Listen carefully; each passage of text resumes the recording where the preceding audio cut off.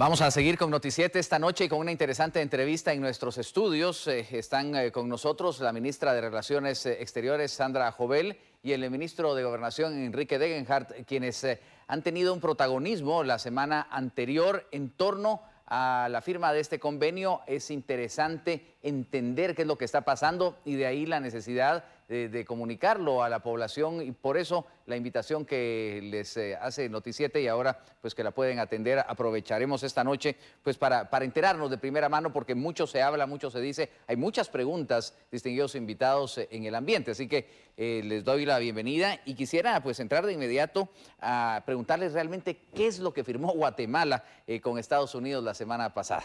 Gracias, buenas noches, Luis, qué gusto estar aquí nuevamente con ustedes y dar a conocer un poco sobre qué se trata este acuerdo. Primero, creo que es importante que sepamos que esta ha sido una negociación que se ha estado realizando desde hace varias semanas atrás, en donde tanto el Ministerio de Gobernación como la Secretaría de Seguridad Interior de Estados Unidos firman el acuerdo de cooperación respecto a los exámenes de solicitudes de protección. Este acuerdo lo que nos va a permitir es trabajar de manera conjunta el Ministerio de Gobernación con su homólogo de Estados Unidos en torno al tema de la migración irregular. Pero me gustaría que tal vez el ministro nos pudiera explicar un poquito más respecto al acuerdo. Claro, sí, porque claro. Justamente las personas dicen, ¿por qué el ministro de Gobernación, verdad, ministro? Buenas noches, Luis. Muchas gracias por la oportunidad de aclararle a la población guatemalteca qué es lo que hemos estado haciendo en estas últimas semanas. Efectivamente, la razón por la cual el ministro de Gobernación se encuentra en este proceso de negociación es que consideramos este convenio de cooperación como un convenio que tiene también elementos de seguridad interna, y por lo consiguiente, tanto Estados Unidos como Guatemala, pues ambos ministerios en nuestro caso y Secretaría de Seguridad Interior en el caso de Estados Unidos, llevamos ya bastantes semanas hablando de este tema. Ahora, ¿qué obligaciones adquiere Guatemala con este acuerdo? Creo que lo primero que hay que decir en torno a este acuerdo es, y sacarnos un poco de la mente, que no es un acuerdo de un tercer país seguro. Eso es importante hacerle ver a la población guatemalteca, que no se firmó en ningún momento ningún acuerdo de tercer país seguro, y cuáles son esas obligaciones y también responsabilidades que se tienen en torno al mismo. Por supuesto, Luis, como menciona la señora canciller, este no es un acuerdo de tercer país seguro, a pesar de que Estados Unidos, dentro de la definición que maneja, probablemente sí lo interpreta de esa forma. Nosotros como Guatemala no. Y la razón es muy sencilla, Luis. Este es un convenio, es un acuerdo de cooperación en el cual Guatemala va a estar recibiendo única y exclusivamente a ciudadanos de nacionalidad hondureña y salvadoreña. Esas nacionalidades, por supuesto, son parte de un convenio del CEA4 que les dan a estos ciudadanos la viabilidad de poderse mover en el territorio nacional. Sin embargo, se menciona que fue una obligación, una imposición de Estados Unidos, ¿es cierto? No, Luis, desde ningún punto de vista. Este es un proceso que, como hacemos referencia, lleva ya más de 5 semanas en su proceso de discusión. Lo que sucede es que a raíz de que estábamos ya muy cercanos a concluir el proceso de la firma de dicho acuerdo, por alguna razón que no terminamos de entender, una persona o un grupo de personas interponen un recurso de amparo que deja de manera temporal en suspenso el proceso, mientras que la Corte de Constitucionalidad lo define. Esto definitivamente genera una reacción de parte del gobierno de Estados Unidos, en la cual plantea las repercusiones de no concluir el proceso de la negociación y de la firma que ya habíamos iniciado hacía varias semanas. Entonces, reitero, el proceso de esas repercusiones se plantean luego de que se interpone ese recurso de amparo por parte de una serie de personas que lo plantearon. ¿Y qué va a pasar entonces cuando se hablaba de otras nacionalidades? Ahora están hablando ustedes de hondureños y salvadoreños, que entiendo eso es lo que incluye este acuerdo. ¿Qué pasa con el resto del mundo? Lo que sucede, Luis, es que Guatemala, a través de este acuerdo que se está desarrollando con Estados Unidos, tiene por supuesto la potestad de decidir cuáles son esas nacionalidades que van a ser recibidas en territorio nacional, a través de la definición de las políticas migratorias, las leyes y por supuesto lo que establezcamos a través de la Autoridad Migratoria Nacional. Ahí se define cuáles son esas nacionalidades, que en este caso solo son las hondureñas y las salvadoreñas. ¿Se convertiría Guatemala en un refugio para los migrantes de estas vecinas naciones? En este caso concreto no, Luis. Insisto, ellos son miembros del CA4, tienen libre movilidad. Hemos escuchado una serie de observaciones aberrantes, inclusive hemos escuchado que mencionan que Guatemala se va a convertir en un campo de concentración. Un comentario que desde nuestro punto de vista es hasta ofensivo para una población. En el caso de los judíos, hablar de un campo de concentración es un insulto. De esa manera lo interpretamos nosotros y por supuesto en esa misma línea de ideas, Guatemala no se va a convertir en una cárcel para nadie. Estos hondureños y salvadoreños tienen libre movilidad en territorio nacional y eso implica que no van a estar restringidos en ningún lugar en particular. Pero, canciller, ¿cómo es el trámite migratorio? Porque entendemos la libre movilidad que tienen y que tenemos los centroamericanos entre nuestras naciones. ¿Habría algún cambio? No va a haber ningún cambio porque la verdad es que la Constitución Política de la República nos permite que nuestros hermanos salvadoreños y hondureños puedan estar en territorio guatemalteco. Obviamente van a tener que hacer su solicitud en Guatemala, en donde se hará todo el procedimiento respectivo de acuerdo al convenio que está establecido, pero ellos podrán estar en territorio guatemalteco.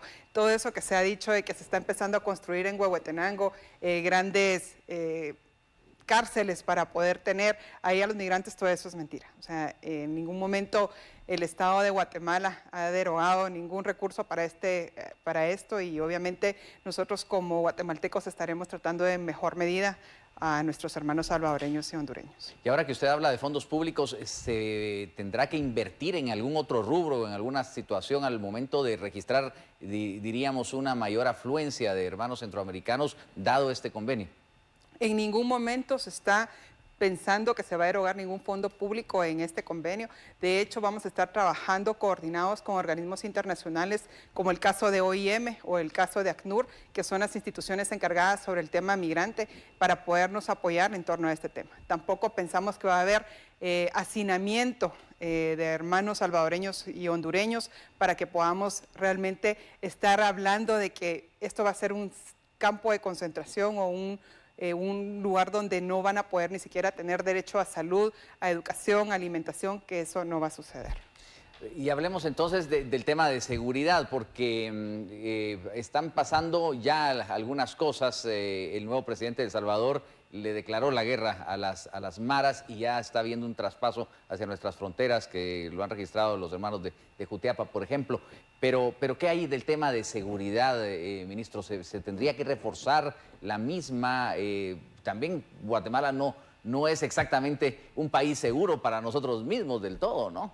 Correcto, yo creo que lo que estamos haciendo de alguna manera, Luis, es manteniendo las estrategias y los esquemas tácticos de la seguridad a nivel nacional.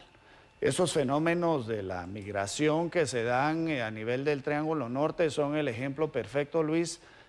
Usted hacía ahorita el ejemplo de los pandilleros que se supone están pasando de El Salvador hacia el departamento de Jutiapa.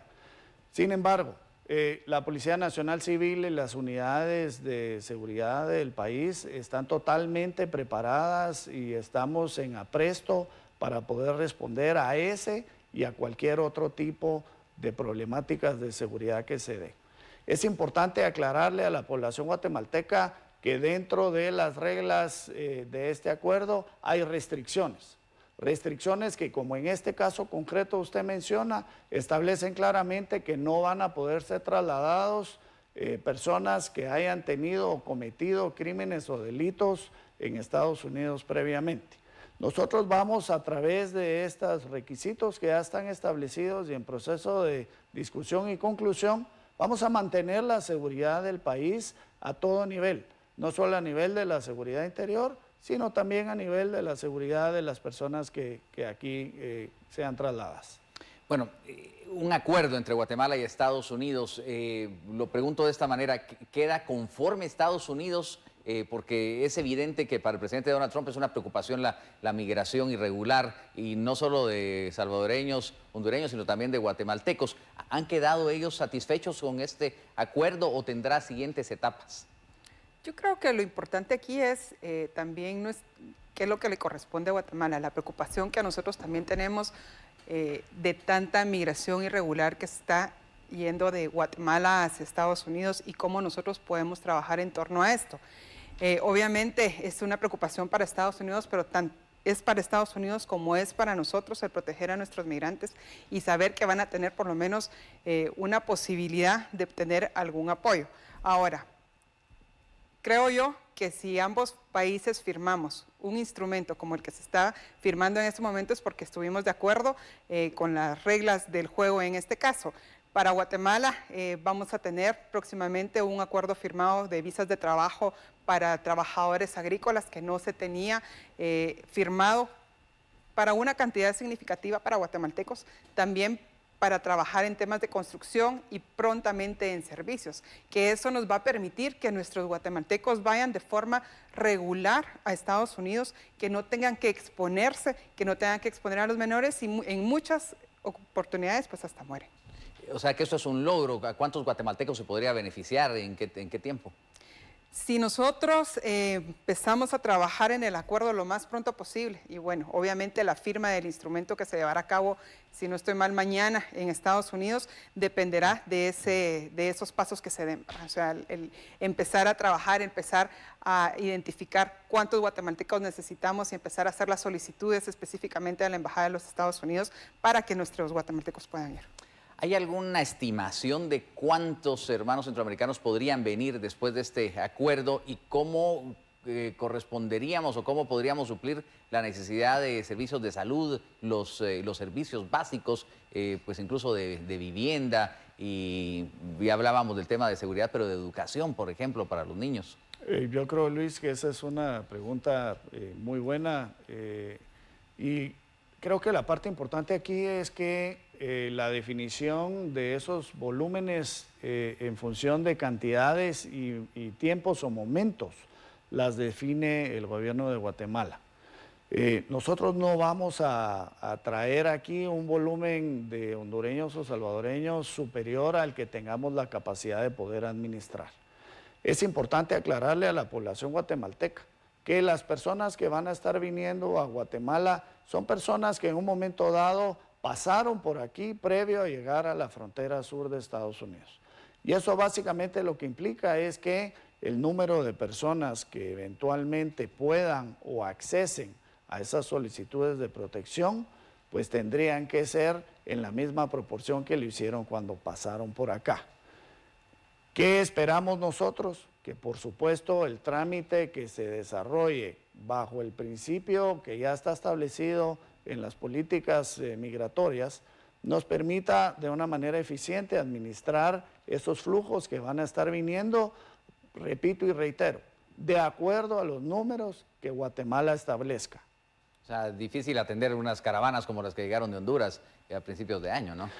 Pues yo creo que ese es un excelente ejemplo, Luis. Esas caravanas que estaban integradas por 3,000, 4,000 o 5,000 personas que de alguna manera abusaron de las autoridades guatemaltecas, rebasaron en un momento dado las capacidades de contención, pero por una razón concreta, y es que estaban usando a mujeres y a niños como escudos humanos para evitar que la autoridad aplicara las normas que están establecidas en los protocolos. Y en todo caso, estas solicitudes, ¿quién las atendería, canciller? A través del Ministerio de Gobernación con la Dirección General de Migración. Sin embargo, creo que aquí hay algo importante también que tenemos que conversar, y es que se va a atacar al crimen organizado transnacional que están promoviendo este tipo de caravanas, por ejemplo. O, por ejemplo, todos aquellos coyotes que están llevando a menores de edad, el tráfico y trata de personas. Vamos a trabajar conjuntamente con el gobierno de Estados Unidos para que podamos capturar a esas personas personas que están obviamente lucrando con nuestros niños y están lucrando con nuestros guatemaltecos, y se va a hacer conjuntamente con el Ministerio de Gobernación. Ministro, volviendo a este tema que muchos insisten en llamarle un acuerdo de tercer país seguro, pero también hoy se escucharon voces que lo tiene que ratificar el Congreso de la República y también le interponen un recurso. Me parece que el Procurador de los Derechos Humanos volvió a ir a la Corte de Constitucionalidad a cuestionar el por qué usted lo firmó. ¿Qué responde a esto? Yo creo, Luis, que estamos integrados ahí con varias preguntas dentro de lo que usted comenta. En principio, efectivamente, y reitero, este no es un acuerdo de tercer país seguro. La explicación que di hace un momento yo creo que es sencilla. Esto está orientado a nacionales del CA4 que tienen libre movilidad y por lo tanto ellos no tienen ninguna complicación. Con respecto a los bloqueos que de manera sistemática se han generado desde la semana pasada, creo que es importante hacerle la aclaración a todas aquellas personas que lo han hecho, que teóricamente están cuidando los derechos humanos de los guatemaltecos, que las repercusiones que planteó el presidente de Estados Unidos son serias y son reales. Poner en peligro 1 millón de puestos de trabajo de los guatemaltecos que trabajan en el sector de la exportación, afectar la economía familiar de aquellas personas que reciben hoy por hoy las remesas y que las recibirían en una cantidad inferior.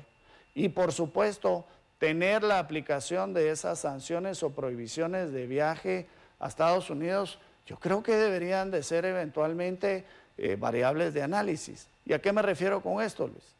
Los que estamos siendo afectados somos los guatemaltecos a raíz de esos procesos que atrasan, dilatan o pretenden suspender la entrada en vigencia de este convenio. ¿Y por qué lo amarro de esa forma, Luis? Porque la señora canciller les compartió y les mencionó de corto plazo el acuerdo que hay en proceso de firma para las visas de los trabajadores agrícolas. Quiero compartirles que si el acuerdo de traslado de los hondureños y salvadoreños no se materializa, ese convenio de las visas para los trabajadores tampoco va a entrar en funcionamiento. Un convenio está atado al otro. ¿Y eso qué quiere decir? Que mientras más tiempo suspendamos la entrada en vigencia del acuerdo de los traslados de los hondureños y salvadoreños, más tiempo vamos a atrasar la entrada en vigencia del convenio de las visas a los trabajadores agrícolas. A grandes rasgos, Luis, lo que estoy diciendo ahí es que no solo se afectan a los exportadores, no solo se afectan a las personas que reciben las remesas, sino que ahora también van a salir afectadas todas aquellas personas del sector agrícola que quieren ir a trabajar legalmente a Estados Unidos. Creo que ese planteamiento, Luis, no se vale. Y tal vez yo quisiera ampliar con relación a si el ministro tenía la facultad de poder firmar o no este instrumento. Y la tenía porque llevaba los plenos poderes para poder firmar un instrumento con su homólogo. De hecho, él firma con el secretario de Seguridad Interior de los Estados Unidos porque es el tema conjuntamente con quien no va a trabajar. Entonces el presidente tiene la potestad de darle los plenos poderes al ministro de Gobernación para que pueda firmar el instrumento que firmó, que es el convenio del cual estamos hablando. ¿Y tiene que pasar por el Congreso y por la CC este tema? Yo creo que todo dependerá del análisis jurídico que se tenga que hacer en este momento. Obviamente, ahorita inicia un proceso de análisis para saber si realmente este convenio tiene que ir al Congreso para su aprobación o sencillamente no, porque podría ser que el convenio es un acuerdo simplificado y no necesita de la aprobación del Congreso. ¿Y de la CC qué hay? En el caso de la CC, pues esperaremos a ver cuáles son las resoluciones de los amparos provisionales y de la interposición de esos amparos nuevos. Y vamos a volver a hacer un llamado a esos supuestos buenos guatemaltecos que aparentemente quieren suspender o detener el proceso de este convenio o acuerdo. No están ayudando a la población guatemalteca en lo más mínimo, al contrario, como dije hace un momento, están generándole problemas a todos ellos. Bueno, estamos sobre el tiempo y quiero agradecerles el que hayan participado con nosotros. Creo que nos queda mucho tema siempre. Por ejemplo, inquieta la situación de nuestros hermanos guatemaltecos en los Estados Unidos, que supongo que eventualmente lo han estado platicando. Si quieren puntualizar con algo breve cada uno, canciller. Gracias. Creo que es importante hacer el conocimiento de la población que siempre la Cancillería va a estar atenta a todos nuestros migrantes de que van de manera irregular hacia Estados Unidos. Cada vez ponemos más empeño y obviamente estamos abriendo más consulados para darle atención a nuestros guatemaltecos que van de manera irregular, pero también hacerle un llamado a la población de no exponerse y de no exponer a sus menores. Esto pues obviamente nos está permitiendo tener una mejor relación bilateral con los Estados Unidos para podernos apoyar de manera conjunta y poder hacer que nuestros migrantes pues ya no vayan hacia Estados Unidos, pues nuestros guatemaltecos, pero no vayan hacia Estados Unidos de manera irregular. Este convenio trae también de la mano, en algún momento se va a dar más inversión a Guatemala para crear fuentes de trabajo en Guatemala y que no tengamos que ir a buscar ese trabajo a Estados Unidos. Gracias, canciller Sandra Jovel. El ministro Enrique Degenhardt. Muchas gracias, Luis. El mensaje que reitero es el Ministerio de Gobernación, por supuesto, va a estar constantemente aplicando las normativas legales en Guatemala. El respeto del Estado de Derecho es fundamental para tener una sociedad en paz. Este convenio no vulnera desde ningún punto de vista ni la seguridad del país, ni vulnera cualquier otro tipo de derecho que hoy por hoy tienen ya los guatemaltecos. Recordemos todos que los hermanos de Honduras y de El Salvador son miembros del CA4, son nuestros vecinos y debemos de manera responsable tenderles la mano para poder resolver una situación como la situación en la que están actualmente. Bueno, pues muchas gracias. Seguramente podríamos pasar aquí mucho tiempo hablando sobre un tema tan interesante, tan necesario para nuestro país, pero agradecemos que hayan venido hoy a explicarlo de esta forma, canciller y ministro. Muchas gracias. Gracias, Luis.